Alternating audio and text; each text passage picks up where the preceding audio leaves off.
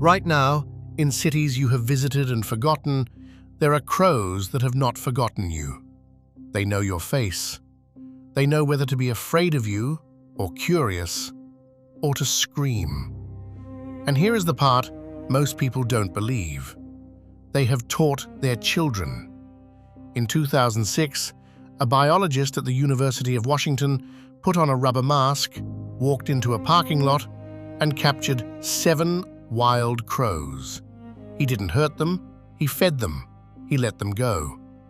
For the next 5 years, every time anyone walked past those crows wearing that same mask, the birds attacked.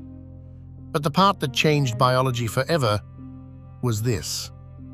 The number of crows attacking the mask was not shrinking, it was growing.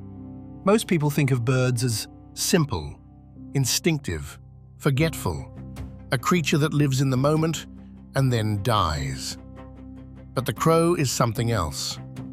In the next 8 minutes, we are going to look at a quiet, accidental experiment that proved this animal recognizes individual human faces, holds on to that recognition for years, and passes the information down to its offspring. Which means, on some level, the crow has built something we usually reserve for ourselves: a culture. To understand why this discovery shook biology, you have to understand the crow the way most people don't. An American crow lives between 15 and 20 years in the wild. Some have been recorded living past 30.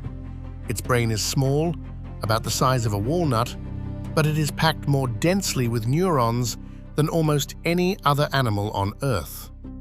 Crows have one of the highest brain-to-body ratios of any non-mammal, comparable to chimpanzees.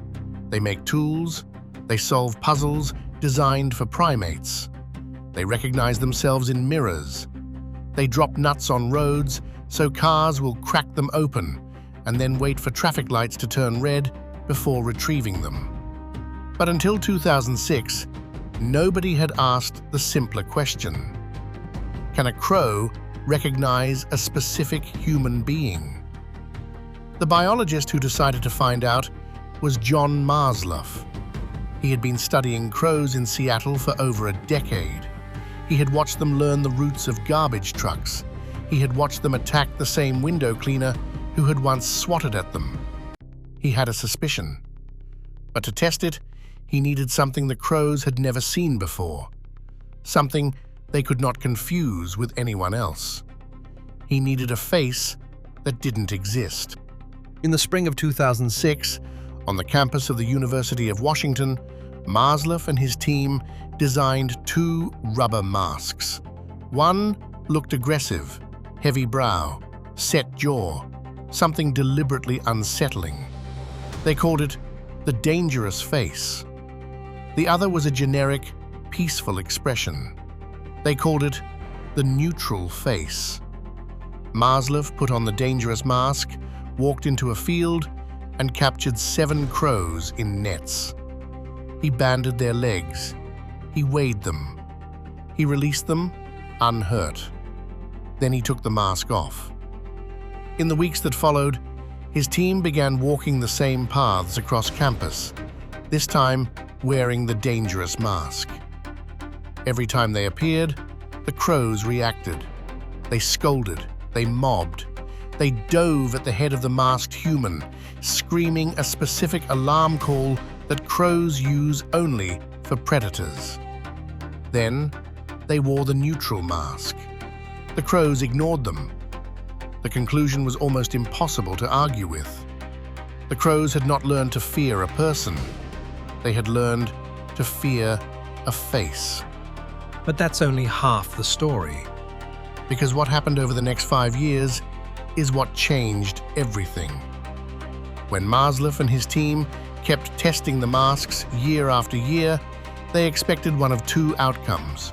Either the crows would slowly forget, the way most animals do, or the population of angry crows would stay roughly the same as the original 7 died off.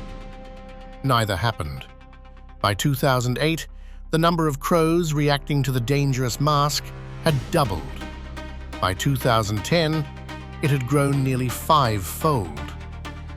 Crows that had never been captured, crows that had been born after the original experiment, were diving at the mask with the same fury as the original 7.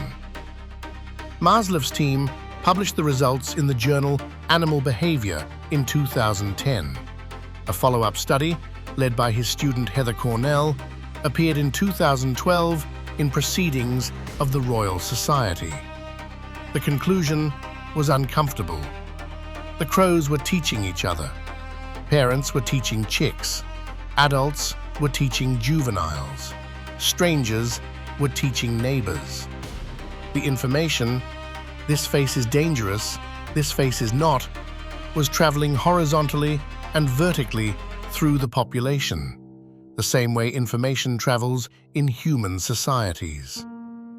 A bird with a brain the size of a walnut was running a quiet, multi-generational rumor mill, and the rumor was about one specific face. But here is where this becomes harder to talk about. Because if a crow can teach another crow which human to fear, what else can it teach? Researchers studying corvids, the family of birds that includes crows, ravens, magpies, and jays, have been finding answers nobody expected. Crows recognize the difference between live and dead members of their own species. They gather around their dead, sometimes in groups of dozens, and stay silent. Researchers call this scolding the killer behavior. The crows appear to be studying the cause of death and committing it to memory. Crows leave gifts for humans who feed them: buttons, polished glass, small pieces of metal. They have favorite individuals. They have enemies. The neuroscientist Nathan Emery at Queen Mary University of London has argued that corvids and primates evolved similar minds along completely separate evolutionary paths. Our last common ancestor with the crow lived 300 million years ago, before mammals existed, before there was such a thing as a face that needed to be remembered. And yet, in some forest, in some city, in some suburb, you may have driven through and forgotten. A crow is watching the road. It has a memory longer than yours. It is teaching its children which humans to scream at. And one of those humans may be you. Somewhere in Seattle right now, there is a crow watching a parking lot. It has never been captured. It has never been threatened. It has never seen the man who, almost 20 years ago, walked into a field wearing a rubber mask. But its grandmother did, and its grandmother taught its mother, and its mother taught it.